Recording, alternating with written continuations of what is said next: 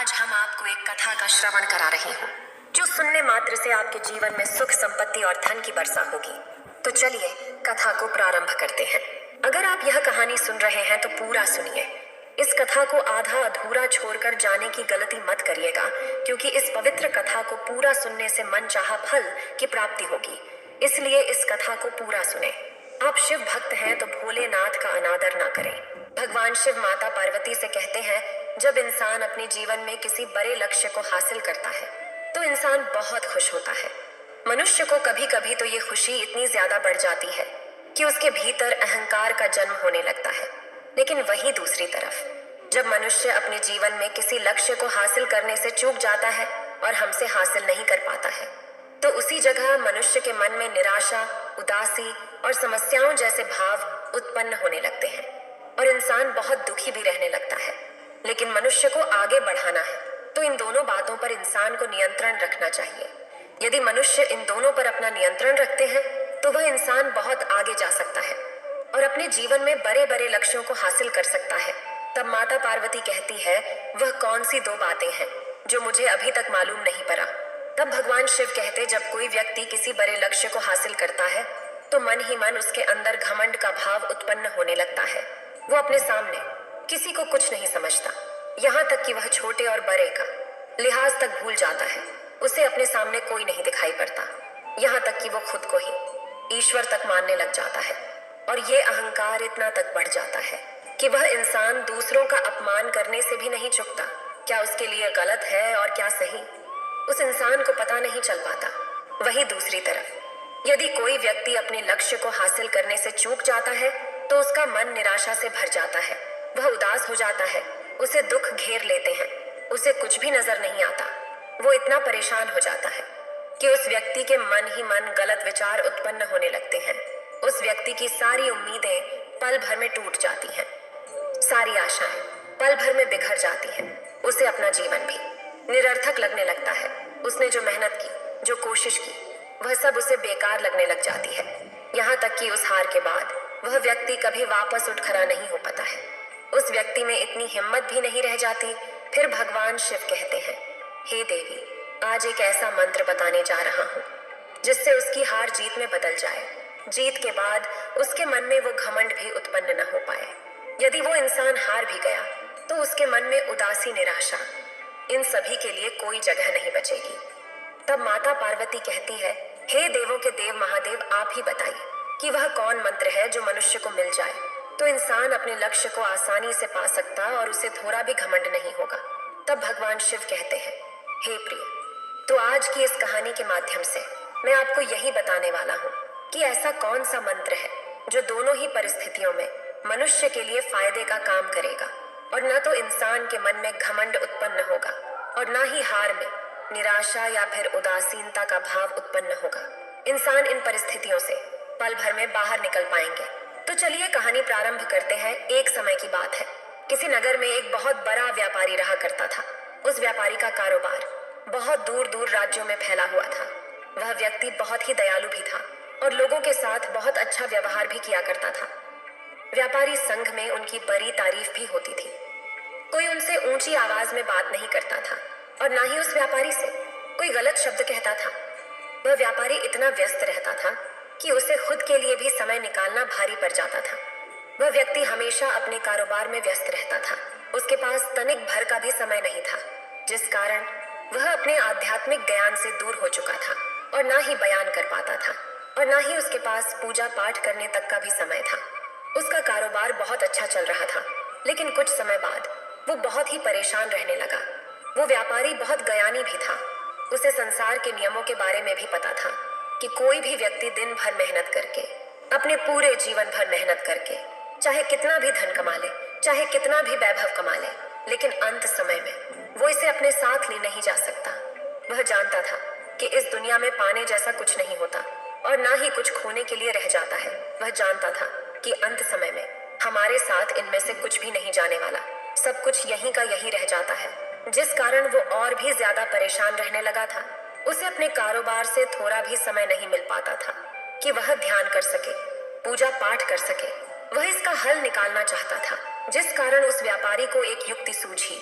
उसने एक दिन अपने घर में कुछ पंडितों और साधुओं को आमंत्रित किया, सभी का आदर सत्कार किया और सभी को भोजन करवाया। भोजन करवाने के बाद उस व्यापारी ने उन साधु संतों से एक निवेदन किया और कहा कि मेरा व्यापार इतना फैला हुआ है कि मुझे थोड़ा सा भी समय नहीं मिल पाता। मैं अपने काम में इतना व्यस्त रहता हूँ कि मैं अपने लिए भी समय नहीं निकाल पाता हूँ। मैंने काफी बार कोशिश भी की है, लेकिन समय निकालना मेरे लिए बहुत मुश्किल हो जाता है। तो ऐसे में मेरे पास इतना समय नहीं है कि मैं बड़े बड़े शास्त्र पढ़ सकूं, ग्रंथों को पेय रच सकूं, उन शास्त्र और ग्रंथों के ज्ञान को अपने जीवन में उतार सकूं। तो मैं आप लोगों से हाथ जोड़कर बस एक छोटी सी विनती है, क्या आप मुझे कोई ऐसा उपाय बता सकते हैं, कोई ऐसा मंत्र बता सकते हैं, सारे शास्त्रों और उन मोटे मोटे ग्रंथों का एक निष्कर्ष हो, जिससे मुझे उनका मूल पता चल सके और उस ज्ञान को मैं ग्रहण कर सकूं और अपने जीवन में उतार सकूं। आप में से जो कोई भी मुझे ये मूल मंत्र ला कर देगा, मैं उसे मुंह मांगी कीमत देने के लिए तैयार हूँ। उस व्यापारी ने उन साधु संतों को 1 हफ्ते का समय दिया और कहा, इस 1 हफ्ते के बाद आप में से जो कोई भी मुझे वो मूल मंत्र देगा, मैं उसे वो हर चीज दूंगा जो वो चाहता है। साधु संतों ने उस व्यापारी की बात मान ली। वे सभी उन बड़े बड़े ग्रंथों को, शास्त्रों को लेकर बैठ गए और उनमें से कोई एक ऐसा मूल मंत्र निकालने की कोशिश करने लगे जिसमें उन मोटे मोटे ग्रंथों का, शास्त्रों का सार हो, जिसे केवल एक पंक्ति में समेटा जा सके। धीरे धीरे एक के बाद एक दिन बीतते चले गए और इस प्रकार 1 सप्ताह यूं ही बीत गए। वे सभी साधु संत वापस से उस व्यापारी के घर गए और उन्होंने व्यापारी से क्षमा मांगी और कहा, हमने सभी शास्त्रों को, सभी ग्रंथों को पढ़ा, उन्हें समझने की कोशिश की और उनका सार निकालने की कोशिश की ताकि वो एक पंक्ति में समेटा जा सके, लेकिन हम इसमें असफल रहे। मुझे कोई ऐसा उपाय या फिर कोई भी ऐसा मंत्र नहीं मिला जिसे हम एक वाक्य में आपको बता सकें। और जरा आप ही सोचिए कि इतने मोटे मोटे ग्रंथों को, इतने बड़े बड़े शास्त्रों को एक वाक्य में भला कैसे समेटा जा सकता है। इस पर वह व्यापारी कहता है, हे साधु संतों, इसका कोई ना कोई उपाय अवश्य होगा और मैं इसका उपाय अवश्य ढूंढ कर रहूंगा। अगर आप लोग ये ना कर सकें तो इसमें कोई बुरी बात नहीं, आप लोग निराश ना हो, मैं इसका जवाब अवश्य ही ढूंढ लूंगा। इसका उपाय हर जगह पता करने लगता है और वह इस पर इनाम भी रखता है कि जो कोई भी मुझे इसका उपाय बताएगा, जो कोई भी मुझे वो मंत्र बताएगा, उसे मैं मुंह मांगी कीमत दूंगा। धीरे धीरे 1 महीने बीत चुके थे और अभी तक उसे वो मंत्र नहीं मिल पाया था। एक दिन वह व्यापार के सिलसिले में दूसरे व्यापारी से मिलता है। तभी वहां पर उसे ये पता चलता है कि तुम उज्जैन राज्य की ओर जाओ। उस राज्य में एक साधु रहते हैं, उनके पास तुम्हारी समस्या का समाधान अवश्य मिल जाएगा। वह साधु बहुत ही महान थे, बहुत ही ज्ञानी थे। उनके पास जो कोई भी जाता था वह कभी खाली हाथ वापस नहीं आता था। जो कोई भी अपनी समस्याएं लेकर वहां जाता, वह उसका निवारण लेकर ही वहां से आया करता था। उस दूसरे व्यापारी की बात सुनकर वह सेठ अगले ही दिन उज्जैन राज्य के लिए निकल पड़ा। काफी दूर सफर करने के बाद आखिरकार वह उज्जैन राज्य में पहुंच जाता है और वो तुरंत ही उस साधु के पास आश्रम में पहुंच जाता है। वहां पर वह व्यापारी देखता है कि वह साधु एक बड़े से वृक्ष के नीचे ध्यान में बैठे हुए हैं। वह उनके सामने जाकर खड़ा हो जाता है और उनके ध्यान से बाहर आने का इंतजार करने लगता है। जैसे ही वो साधु अपनी आंखें खोलता है, ध्यान से बाहर आता है, तो वे देखते हैं कि एक व्यापारी उनके सामने हाथ जोड़कर खड़ा है। वह साधु व्यापारी से पूछता है कि बताओ तुम्हें क्या समस्या है। इस पर वो व्यापारी अपनी सारी समस्याएं उन्हें सुना देता है। तभी वह साधु कहते हैं, व्यापारी तुम्हारी सोच बहुत अच्छी है, लेकिन आज तक मैंने इसके बारे में कभी नहीं सोचा और ना ही ऐसा कोई मंत्र है जिसके अंदर सारे ग्रंथों का, सारे शास्त्रों का सार हो। तभी वह सेठ उन साधु के चरणों में गिर जाता है और उनसे विनती करने लगता है कि हे गुरुवर, इसका कुछ न कुछ उपाय तो अवश्य होगा। मैंने आपके बारे में बहुत सुना है, लोग आपकी प्रशंसा करते हैं। जो कोई भी यहाँ पर अपनी समस्या लेकर आता है, वह यहाँ से उसका निवारण लेकर ही जाता है। कोई भी यहाँ से निराश आज तक नहीं गया है। मैं भी यहाँ से निराश नहीं होना चाहता। ये देख वह साधु उस व्यापारी से कहते हैं, मुझे मेरे गुरुवर ने एक ताबीज दी थी और कहा था कि इस ताबीज को खोलने पर तुम्हें 2 पर्चियां मिलेंगी, एक हरे और एक लाल रंग की। और जब भी तुम्हें लगे कि तुम बहुत बड़ी मुसीबत में हो, तब तुम उस हरे रंग की पर्ची को खोलना, उसमें लिखे हुए मंत्र को पढ़ना और उसे समझने की कोशिश करना, जो तुम्हें हर परिस्थितियों से बाहर निकाल देगा। और जब तुम्हें ऐसा लगने लगेगा कि अब मैंने बहुत धन कमा लिया है, मेरे पास वह सारी सुख सुविधाएं हैं। अब मुझे और धन कमाने की कोई जरूरत नहीं है। मैंने सब कुछ हासिल कर लिया है। जब तुम्हें लगने लगे कि अब मुझे जीवन में कुछ भी और नहीं चाहिए, तब तुम इस लाल रंग की पर्ची को खोलना। इतना कहते हुए वह साधु उस ताबीज को निकालकर उस व्यापारी को सौंप देते हैं और उसे कहते हैं कि यह ताबीज मेरी तो कोई काम नहीं आई, क्योंकि मेरे जीवन में ऐसी कभी घटना हुई नहीं, लेकिन हो सकता है कि तुम्हें इसकी जरूरत पड़ जाए। साधु से ये सारी बातें सुन वह व्यापारी उस ताबीज को ले लेता है और अपने गले में पहन लेता है और उन्हें प्रणाम करके वह वापस अपने घर की ओर चल पड़ता है। धीरे धीरे समय बीतता गया। काफी दिन बीत चुके थे, 1 महीने बीत चुके थे और फिर धीरे धीरे साल भी बीत गया। उसके जीवन में सब कुछ अच्छा चल रहा था। कभी कभी उसके सामने कोई छोटी मोटी तकलीफें आ जाती थी, कोई छोटी मोटी समस्याएं आ जाती थीं, जिसका हल वह चुटकियों में निकाल लेता था। कभी कभी व्यापार में उसे बड़ा घाटा भी हो जाता था, लेकिन उससे कोई उसे तकलीफ नहीं होती थी। धीरे धीरे ऐसे ही समय बीतता गया। जो भी परेशानियां उसके सामने आती तो उसे अपने गले में पहनी हुई उस ताबीज को याद जरूर करता था। लेकिन उसे साधु ने कहा था कि जब बहुत ज्यादा जरूरत हो, जब तुम्हें लगने लगे कि तुम्हारे पास और कोई रास्ता नहीं है, तभी इस ताबीज को खोलना और इसके हरे रंग वाली पर्ची को पढ़ना है। लेकिन उससे पहले यदि तुमने इसे खोला तो इसमें लिखा हुआ मंत्र तुम्हारे लिए काम नहीं करेगा। ये सोचकर वह उस ताबीज को इस्तेमाल नहीं करता और अपने व्यापार के अनुभव का इस्तेमाल करके उन समस्याओं को हल कर लेता था। धीरे धीरे यूं ही समय बीतता गया, लेकिन समय बदलते देर नहीं लगती। जिस प्रकार उजाले के बाद अंधेरा आता है, अच्छे समय के बाद बुरा समय भी आता है, उसी प्रकार अच्छी परिस्थितियों के बाद बुरी परिस्थितियां भी आती हैं। और एक समय ऐसा आया जब उस व्यापारी को अपने व्यापार में बहुत बड़ा घाटा होने लगा। उसका पूरा का पूरा व्यापार धीरे धीरे चौपट हो गया। वह व्यापारी सड़कों पर आ गया। उसने जो कुछ भी कमाया था, उसके पास जो कुछ भी था, वह सब अब खत्म हो चुका था। उसके पास अब खोने के लिए कुछ नहीं बचा था। ले दे के उसके पास बस अपना एक घर बचा हुआ था। जैसे ही वो अपने घर की ओर जा रहा था, तभी उसने देखा कि उसके घर में आग लग चुकी है। बहुत कोशिशों के बाद भी वह आग बुझ नहीं पाई और उस आग ने उसका सब कुछ छीन लिया। यहाँ तक कि उसका पूरा परिवार भी उस आग में खत्म हो गया। वह व्यापारी अब पूरी तरह से बर्बाद हो चुका था। उसके पास अब कहने के लिए कुछ भी नहीं रह गया था। जो व्यापारी उसके संगी थे, उसके मित्र थे, जो उनसे मदद लिया करते थे, आज वह भी उसका साथ देने से मना कर रहे थे। वे लोग कहते थे कि इसका तो बुरा समय चल रहा है। वे सभी उस व्यापारी का साथ छोड़कर भागने लगे। उस व्यापारी के संग ने भी उसकी मदद करने से इनकार कर दिया। अब उसके पास कुछ भी नहीं बचा था। उसके जीवन में निराशा, हताशा और दुखों के अलावा अब कुछ और नहीं था। उसने अब सब कुछ खो दिया था। वह इतना ज्यादा परेशान हो चुका था कि अब उसे कुछ भी नजर नहीं आ रहा था। वह सोचते सोचते एक तालाब के किनारे जा पहुंचा। वह उस तालाब में अपने आप को देख ही रहा था कि तभी उसकी नजर अपने गले में पड़ी हुई ताबीज पर गई। तभी उसे उन साधु की बात याद आई कि जब तुम्हारे ऊपर कोई बहुत ही बड़ी आपदा आ जाए, तकलीफ या फिर मुसीबत में पड़ जाओ और तुम्हें कुछ भी समझ ना आए, तब तुम इस हरे रंग की पर्ची को खोलना। उसने तुरंत ही अपने गले से वो ताबीज निकाली और उसमें से उस हरे रंग की पर्ची को खोला। और जैसे ही वह उस पर्ची को खोलता है, उसे पढ़ता है, तो उसके चेहरे पर एक अजीब सी मुस्कान आ जाती है। उसके मन में एक नई ऊर्जा का संचार हो जाता है, क्योंकि उस पर्ची में लिखा होता है, यह वक्त है और वक्त कभी नहीं रुकता। वक्त गुजर जाएगा। यह पढ़ने के बाद उसके मन को बड़ी शांति मिली। उसने वापस से हिम्मत करी और आगे बढ़ने की कोशिश करने लगा। उस व्यापारी ने अपने मित्र व्यापारी से कुछ धन कर्जे में लिया और फिर से एक नया व्यापार शुरू किया। उस व्यापारी को व्यापार का अनुभव तो पहले से ही था। उसने उसी अनुभव का इस्तेमाल किया और वे व्यापार चलने लग गया। इस बार तो उसके पास पहले से भी ज्यादा धन था।